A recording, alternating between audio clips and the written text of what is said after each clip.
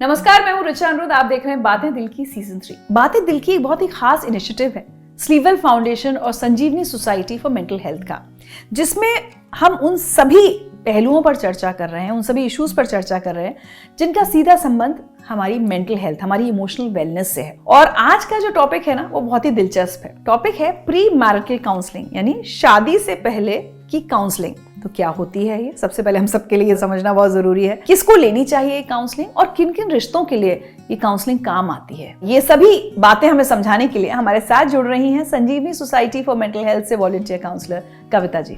कविता जी, बहुत बहुत स्वागत है आपका बातें दिल की। नमस्कार Richa ji, it's a pleasure to see you again and to be with you. Thank you so much. Kavita ji, सबसे पहले मुझे लगता है हम में से 80-90% लोगों को तो यही नहीं पता होगा कि प्री मैरिटल काउंसलिंग क्या होती है। ऑनेस्टली बोलूं, मुझे भी नहीं पता। तो पहले तो वो डिफाइन कर दीजिए हमारे लिए। पहले इसकी ज़रूरत शायद महसूस भी नहीं होती थी। पहले शादियाँ अरेंज होती थी या लव मैरिजेस होती थी and people got into that रिश्ता और ये सफ़र तय हो जाता था और वो आगे बढ़ने लगते थे। आज इसकी ज़रूरत बहुत ज़्यादा हो रही है कि प्री मैरिटल काउंसलिंग की जाए। और क्यों की जाए ये तो बाद में बात करेंगे, लेकिन ये है क्या?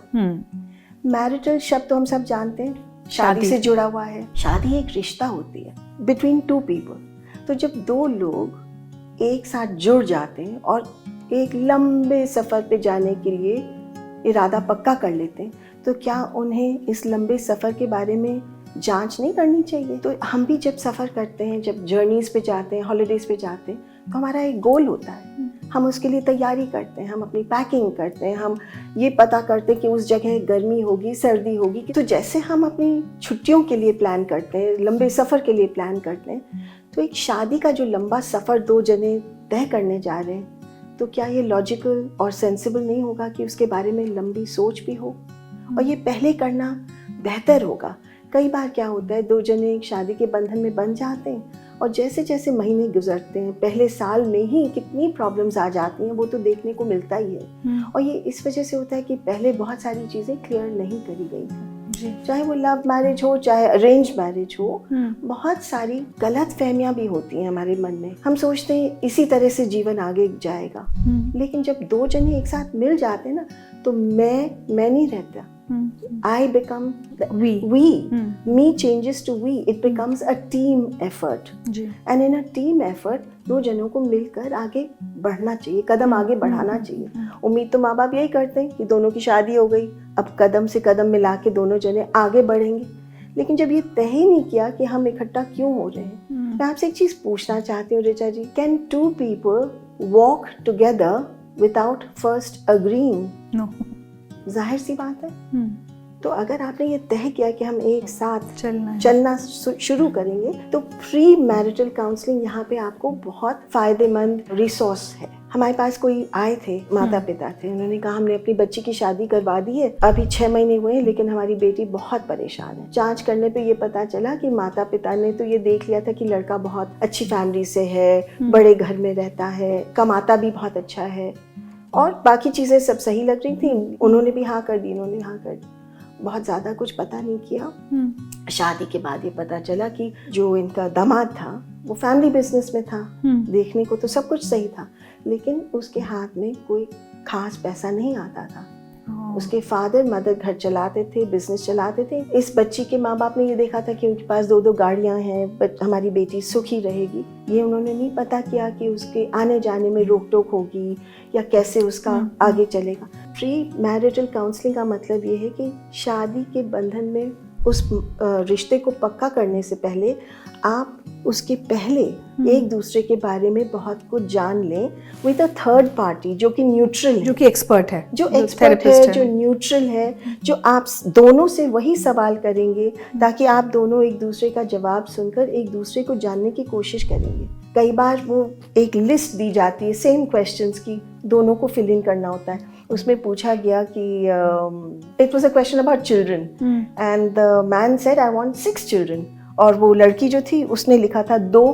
तो जब काउंसलर ने पूछा कि आप तो 2 चाह रही हैं, ये तो 6 कह रहे हैं, उन्होंने कहा नहीं मेरे से तो नहीं, मैं तो 2 ही कर पाऊंगी। तो ये बात शुरू में वार्तालाप इस पे होती है ना, तो माइंड क्लियर हो जाता है, वरना बाद में डिसअपॉइंटमेंट्स होते हैं, कॉन्फ्लिक्ट्स आ जाते हैं, बहुत कुछ परेशानियां आने लगती हैं। प्री मैरिटल काउंसलिंग से रिचा जी रास्ता साफ होने लगता है, आपकी जर्नी जो शुरू हो रही है उसमें बहुत हद तक काफ़ी चीज़ें क्लियर होने लगती हैं। और थर्ड पार्टी का बेनिफिट क्या है कि वो डिफ़िकल्ट क्वेश्चंस भी पूछ सकते हैं। हाँ, घर के लोग कई बार नहीं पूछ सकते। प्री मैरिटल काउंसलिंग से बहुत अच्छी चीज़ें का खुलासा हो जाता है, जिससे आपकी शादीशुदा जिंदगी बहुत अच्छी तरह आगे बढ़ सकती है, क्योंकि आपने बहुत सारी एंटिसिपेटेड प्रॉब्लम्स के बारे में ऑलरेडी खुलासा कर लिया है, तो you are able to work towards it in a positive manner.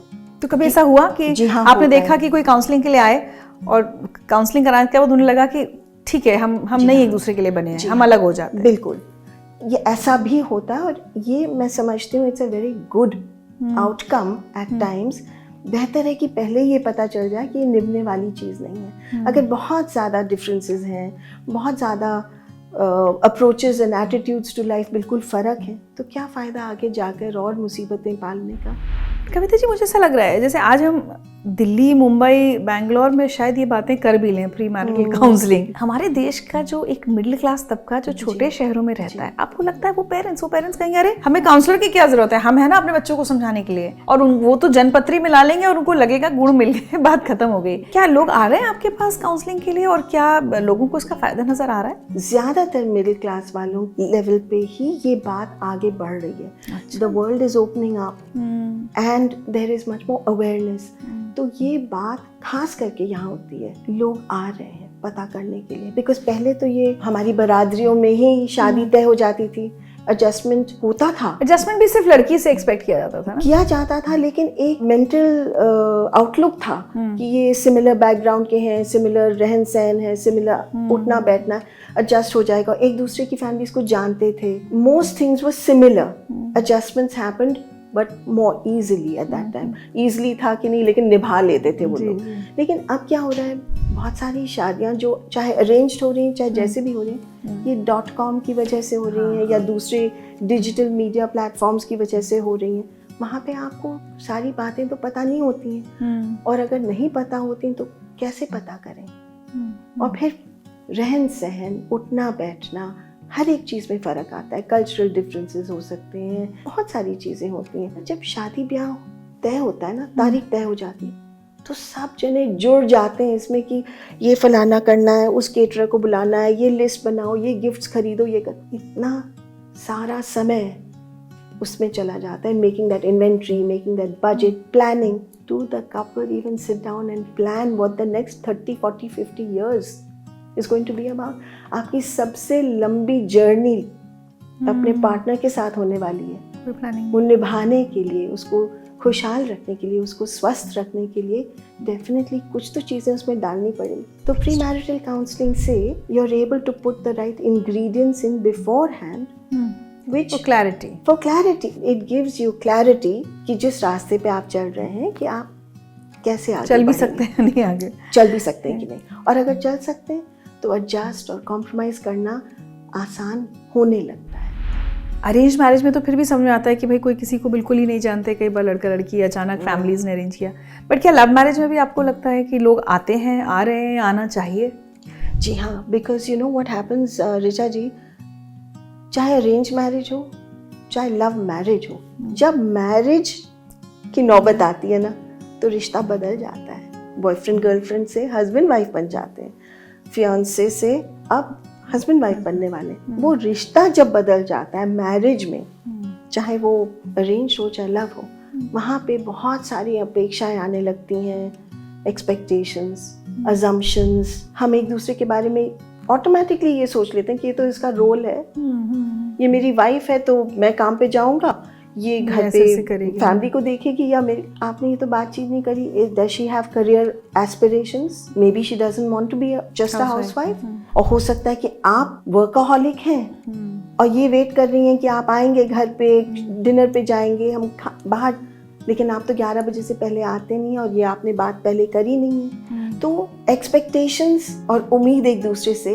Start becoming disappointments. तो थोड़ा बहुत इन चीज़ों के ऊपर बातचीत पहले हो जाए तो एक एक्सपेक्टेशन एक अलग जरिए पे चलती है। एक और बात कविता जी, मुझे लगता है आप भी मानेंगी और हम सभी मानते हैं कि इंडिया में तो कम से कम शादी 2 लोगों की नहीं होती, शादी 2 खानदानों की होती है।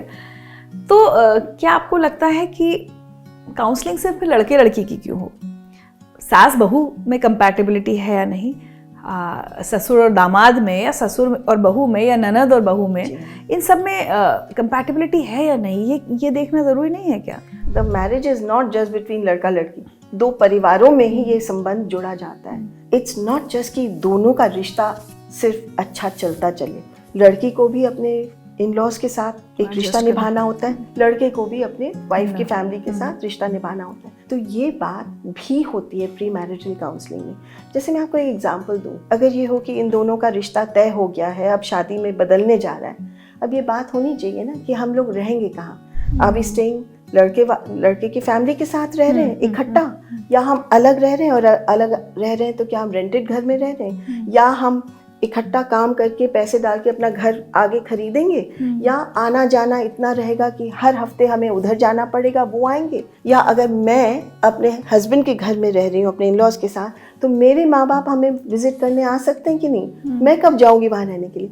तो ये फैमिलीज के बीच जो होता है, ये बहुत सारी चीज़ें, इनके ऊपर बातचीत भी होती है। इस बातचीत में काउंसलर का क्या रोल होता है? काउंसलर का ये रोल होता है कि clarify the roles that are expected of you. For instance, जैसे अगर लड़के की दो बहनें हैं, एक की शादी हो चुकी है, एक अभी भी घर पे है, तो the husband might have that expectation कि मेरी ये जो गर्लफ्रेंड है, अभी तो हम लोग बॉयफ्रेंड गर्लफ्रेंड है तो बहुत खुशी से हम आगे चल रहे हैं, लेकिन एक बार जब शादी हो जाती है, ये बात अगर पहले नहीं हुई हो, लड़की को बाद में पता चलेगा, अरे मेरे हस्बैंड को मेरे से ये उम्मीद है कि मैं अपनी छोटी ननद के साथ उसको ये करवाऊँ, उसके साथ ये करूँ, रिश्ता ऐसा रखूँ, मुझे तो पहले उसने कभी नहीं कहा था, मुझे तो वो खूब इंडिपेंडेंट से लगे थे।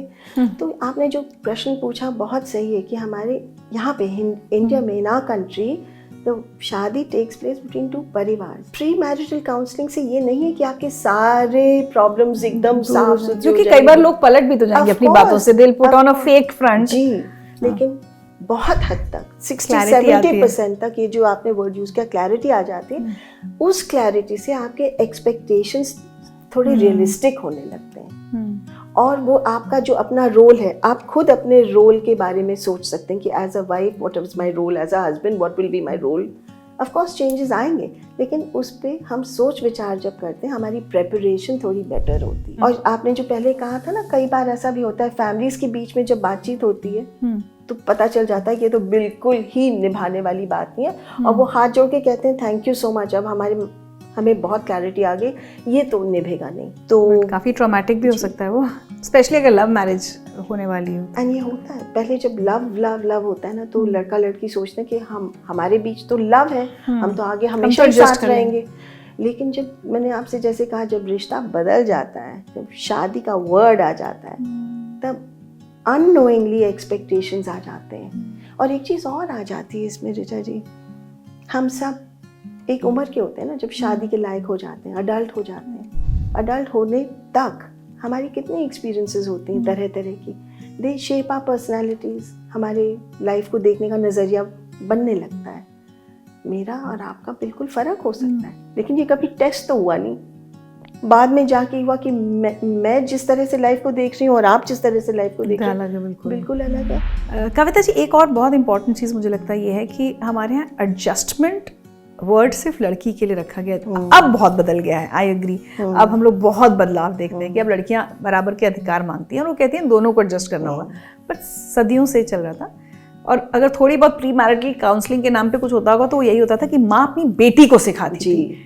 तो अब जब आप लोग प्री मैरिटल काउंसलिंग करते हैं तो वो जो सालों की कंडीशनिंग है वो अभी भी आपको लड़कों में दिखती है कि वो कहते हैं हमें थोड़ी काउंसलिंग की जरूरत है, काउंसलिंग की जरूरत तो लड़की को है। इंडिया में कम से कम तो ये है, लड़कियों को ही कहा जाता है भाई तुम्हें एडजस्ट करना पड़ेगा, तुम दूसरे के घर में जा रहे हो, वहाँ पे पैर जमाओ, वहाँ उनकी बात सुनो।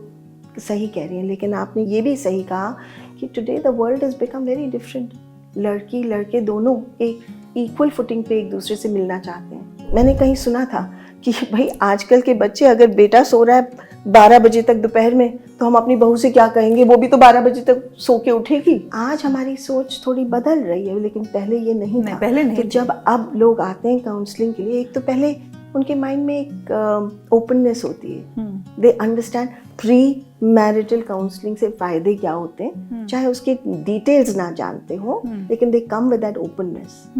सो अब उम्मीद ये है कि एज टाइम पासेस जो हमारे सीनियर्स हैं, जो हम हैं, हम भी टाइम के साथ बदले हैं। क्या आपको लगता है कि प्री मैरिटल काउंसलिंग एक गारंटी है एक long lasting relationship, married relationship के लिए? According to the statistics that I am aware of, 60-70% success rates आए हैं जहाँ पे प्री मैरिटल काउंसलिंग यूज़ करी गई है। ऑफ कोर्स लाइफ में किसी चीज़ की तो गारंटी नहीं है, लेकिन अगर हम इन पॉइंट्स पे थोड़ा सा काम और करें, खास करके इस रिश्ते में जो कि एक लंबे सफ़र की तरह है, और काउंसलर जो होता है ना एक ट्रैवल गाइड की तरह होता है जो शुरू में आपको सारी चीज़ें बताता है क्योंकि आप ये लंबे सफ़र पे जाने वाले हैं। तो जैसे कम्युनिकेशन की बात अभी हो रही थी, इसमें एक और बहुत ज़रूरी चीज़ है कॉन्फ्लिक्ट रेजोल्यूशन। क्योंकि अगर आप ये समझेंगे कि लड़का लड़की सामने बैठे हैं, बातचीत कर रहे हैं और लड़की कहती नहीं मुझे झगड़ा करना बिल्कुल नहीं पसंद है, मैं तो नहीं करूँगी, दिस इज़ अनरियलिस्टिक। दो जनों के बीच कई बार कॉन्फ्लिक्ट्स आएंगी, लेकिन अगर हम ये याद करके चलें आगे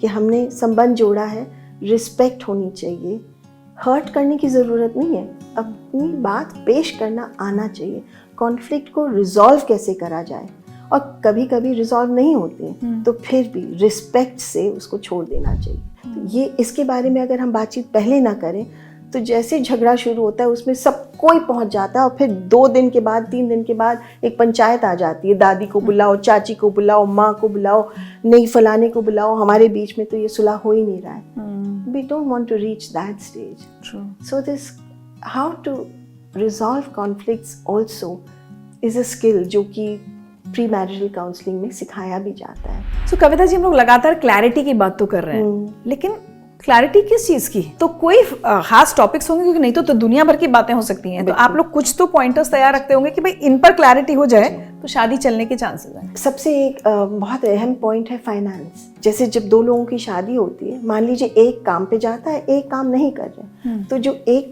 कमा के ला रहा है, दोनों के बीच क्या अंडरस्टैंडिंग है कि वो सारा का सारा पैसा लाके अपनी वाइफ को देगा, या वो उसका पार्ट देगा, या घर चलाने के लिए कुछ कैसे चलेगा, या अगर दोनों काम कर रहे हैं तो इन्वेस्टमेंट्स कैसे होंगे, या फिर अगर घर खरीदने की बात हो कितना पैसा 1 महीने में डालेंगे, कहाँ जमा करेंगे। एक कपल जब एक साथ जिंदगी आगे बढ़ते हैं दोनों, तो एक रिस्पेक्ट एक दूसरे के लिए होना चाहिए। तो finances are a very big issue. एक चीज़ और है, टॉकिंग अबाउट किड्स, कितने बच्चे करने हैं, नहीं करने हैं, कब करने हैं, करियर का क्या है, आपके करियर एस्पिरेशन ज़्यादा ज़रूरी हैं, बच्चे पैदा करने ज़्यादा ज़रूरी हैं, पेरेंटिंग स्टाइल्स क्या होगा, क्या दादा दादी नाना नानी बच्चे के पेरेंटिंग में भाग लेंगे, कौन ज़्यादा कम। तो ये बच्चों का भी जो इशू है, ये भी थोड़ा सा पहले से खुलासा कर लें तो बेटर है। बिकॉज ये भी हो सकता है ना कि शादी के बाद अगर लोग कहें कि तुम्हारे अभी तक एक बच्चा नहीं हुआ, 1 साल हो गया, एंड शी सेज मैं तो पढ़ाई खत्म कर रही हूँ, मैं तो नौकरी करूंगी, अभी 6-7 साल तक मुझे बच्चा नहीं करना। बेटर है कि ना पहले पता चल जाए, बाद में क्यों परेशानी हो। और यहाँ से एक नाजुक बात आती है, बहुत देखा है कि जब कपल्स की शादियां होती हैं, यू विल बी सरप्राइज कि कितने लोगों को सेक्स के बारे में पता नहीं है, जानकारी नहीं है। हम लोग सोचते हैं ना this is a very normal thing, of course they will know, these are very sensitive matters. इतनी आसानी से नहीं होती हैं ये बातें। तो जब प्री मैरिटल काउंसलिंग से बैठते हैं तो एक, जैसे आपने कहा, नॉन जजमेंटल स्पेस मिलता है, कॉन्फिडेंशियल स्पेस मिलता है, तो बहुत सारी बातें यहाँ हो भी सकती हैं। क्योंकि कई बार लोग इकट्ठा बैठते हैं, कई बार 1 by 1 आते हैं। तो एक बार एक यंग मैन आया था, 35 का था, उसकी शादी होने वाली थी, एंड ही सेड कि मैं इंट्रोवर्ट हूँ, मेरे तो कभी भी कोई गर्लफ्रेंड भी नहीं हुई है और मेरे माँ बाप मेरी शादी करवाने का सोच रहे हैं। एंड ही सेड कि मुझे बिल्कुल कुछ नहीं मालूम है, and I am very scared of looking like a failure. So intimacy, sex and all these things are all part of the discussions. तो कविता जी, चलते चलते जी, उन सभी परिवारों में जहाँ शादी की तैयारी हो रही है, चाहे बेटे की चाहे बेटी की, आप उनको क्या सलाह देना चाहेंगी? बस इतने ही कहूँगी कि प्री मैरिटल काउंसलिंग का जो एडवांटेज है, I can't stress that enough. आप अगर कहीं भी जर्नी पे जा रहे हैं तो आप उसके लिए कितने प्रिपरेशन करेंगे। तो ये तो आपकी सबसे लंबी जर्नी है, 30, 40, 50 ईयर्स आगे आपको इस जर्नी पे एक दूसरे के साथ कदम से कदम बढ़ाना है। तो बेटर है ना कि इस टेरेन को आप समझ लें पहले से। बहुत सारे आगे आने वाली समस्याएं आसान हो जाती हैं हैंडल करना। I wish you all the best. क्या बात है। तो मुझे लगता है कि जैसे जब शादी के लिए कोई लड़का या लड़की पसंद करते हैं एक दूसरे को, चाहे वो अरेंज्ड हो चाहे लव मैरिज हो, और जन्मपत्रियां मिलाई जाती हैं, तो उसके साथ साथ एक सेशन प्री मैरिटल काउंसलिंग का भी होना चाहिए, तो ज़्यादा क्लैरिटी मिल सकती है कि वाकई आगे जो जिस राह पर आप लोग चलने वाले हैं वो राह कैसी रहेगी, कितने उतार चढ़ाव, और या उस पर चलना भी चाहिए या नहीं। Kavita ji, thank you so much, बहुत मजा आया आज इस बातचीत में और बहुत सारी क्लैरिटी मिली, एंड आई एम श्योर हमारे व्यूअर्स को भी मिली होगी। Thank you so much, Richa ji. It's always a pleasure to meet you and to be with you.